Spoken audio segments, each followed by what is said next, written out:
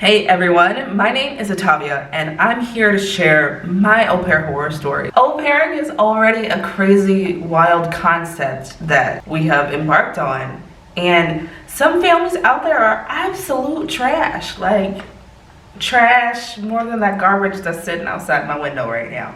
Like, absolute trash. So I'm gonna share my au pair horror story so you guys can know some tips and some red flags to look for, so you can know whether you need to leave or if you should just stick it out.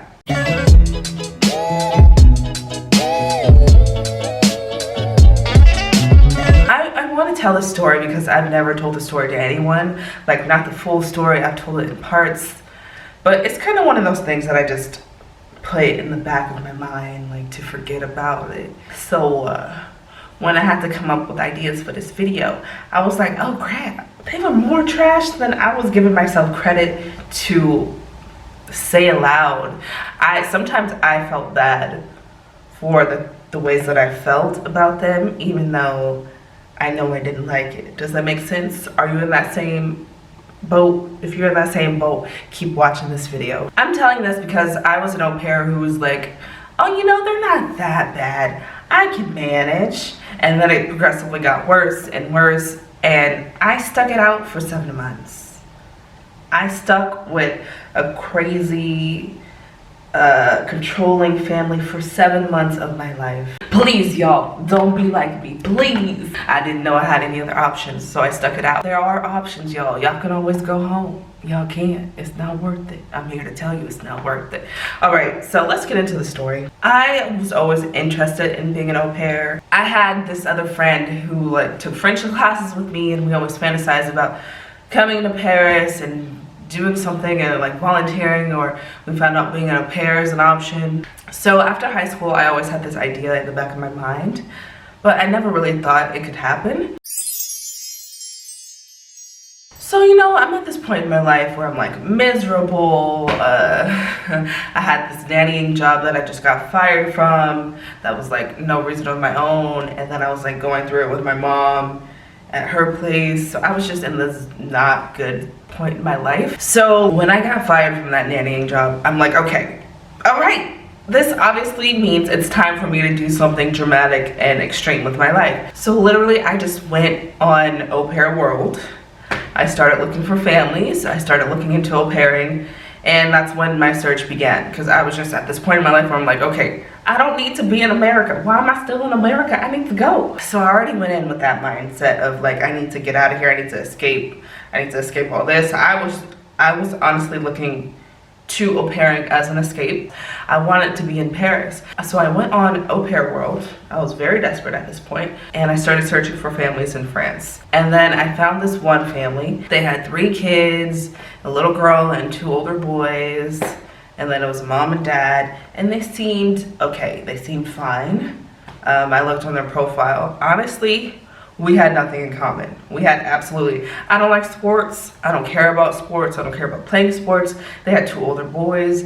They were a very sporty family. That's not me. I'm artsy. I like to draw and go to fashion shows. I want you to draw me like one of your French girls. But I was still okay, I don't know what au pairing is. Maybe we can have a family bond and, you know, be cute and cozy together. That was also a red flag. You should really find a family who you have things in common with. Honestly, it's gonna make your life so much easier. So I speak with this family. I speak with the parents, first of all, when we're Skyping. We have, I think, 1 Skype call. So they were my first family that was in Paris. They weren't even in Paris. They were in Boulogne, which is right outside Paris, but they wasn't in Paris.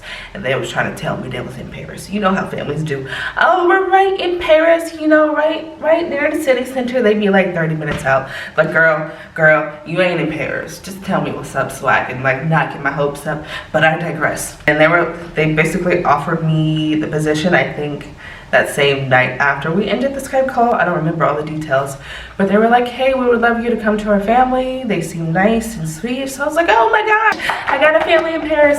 Oh my gosh, my life is complete. Psych! I was really ready to accept anything. There was no videos on au pairing. There's no information that I found at the time. I didn't know about APOP at the time. I left, I got fired from my babysitting job in October 2016. And then November 2016, I started looking for family. And then December 2016, I was supposed to leave because I just accepted that family. I think the dad worked in like gas. And the mom, I have no idea what she did. Maybe she told me at one point. I don't remember. All I remember is that she was always home. And I was always home. And we didn't get along. So you can imagine, but we're gonna get into that. The first week was fine. I don't remember much. I just remember I had to take the kids to activities, of course. I had to walk to their school, which was like a 20-minute walk every day. But there came points in this whole thing that it was like little things. The mom started to become more demanding. The dad started to get more angry with me.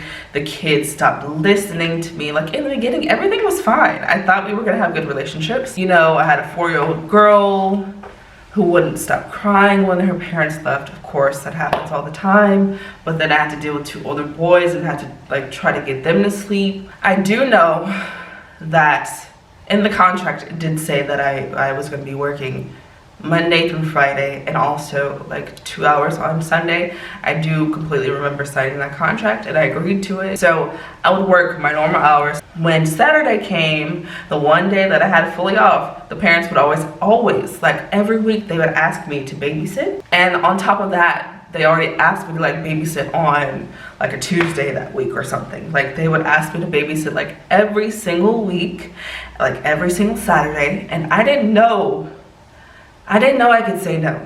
I had no idea I could say no. So I would just be like, okay, cool, fine. I'm gonna work on Saturday. And then on Sunday, I also had to work in the morning. So I started to notice that I didn't have any full days off. I mentioned this pretty early on to the family. I was like, okay, I feel like I'm working too much. Can you guys please give me at least 1 full day off? And I brought this up to the dad. And you know what the dad said to me? He was like, what do you mean? It's in the contract that you're going to be working 5 days a week and Sunday. I mean, we give you 24 hours off. I don't understand what the problem is. And I'm like, when do you guys give me 24 hours off? I don't have like a full day off. What are you talking about? And he told me, You know, like when you work on Saturday night, you have a full 24 hours from the time that we ask you to come back in for work on Sunday morning. Excuse me? 24 hours as in me leaving work, sleeping until the time that I get back up to start working for them again. Girl. And I knew that that was not right, but I like sucked it up and I moved on with my life. That was like one of the very early instances. One of the very early instances, like I said, was always at home. I guess she was on pregnancy leave and I had no idea she was pregnant. I had no clue until like 3 or 4 months in when their old au pair came back to visit them. And the old au pair is like, oh, when are you having the baby? The baby? You gonna have a full baby? You ain't tell a screaming, crying baby and you ain't tell me? Girl, I was like, what in the world did I get myself into? So I also noticed a lot of things with the mom in particular. She was like always on my case, always riding my butt. There was even a time where I had to fold the kids' clothes. I had to get them out of the like laundry, take them out, fold them, and put them in their room. I would do that during my work hours, as a normal person would. I would do it during my work hours. And the mom came to me and she's like, oh no, you can't do that during your work hours. You need to fold the clothes, put them away while you're off.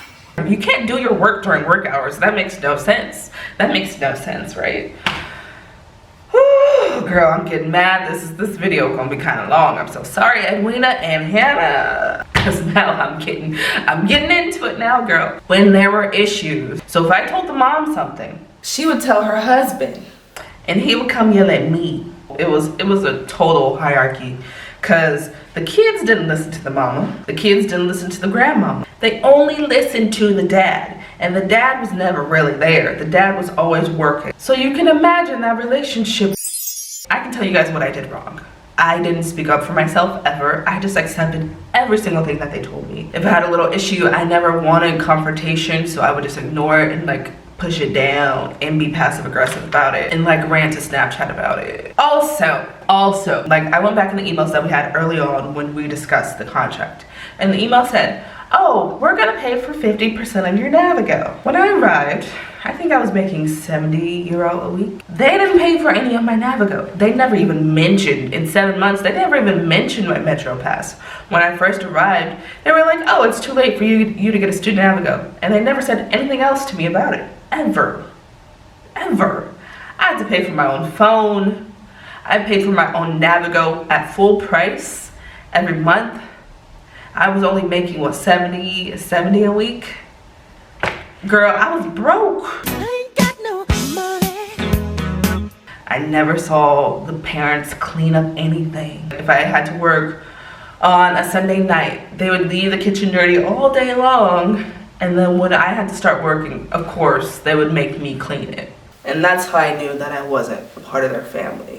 I feel like I stayed for 7 months because I didn't know that I had other options. I didn't know that I could rematch.